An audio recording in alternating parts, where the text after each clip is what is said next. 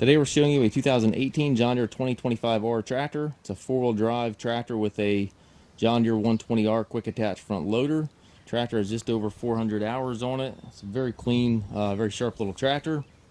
It is a 2025, so it's rated just under 25 horsepower, which means you do not have any of the diesel particulate filters or DEF, any of the emission stuff. Has none of that stuff on this tractor. Paint's excellent on the tractor and loader. It does have the John Deere style hookup for your bucket connection. The loader itself also is quick attach. Our four tires are excellent. Has the hydrostatic transmission, twin pedals here to the right. You've got high-low range over here to the left of the seat. PTO selector for mid or rear. This does have mid PTO. Also has this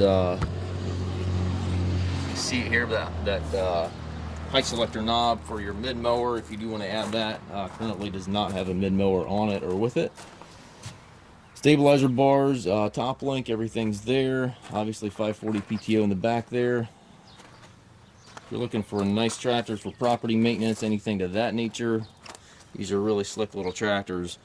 Here's that control knob as I mentioned earlier. And again, just over 400 hours.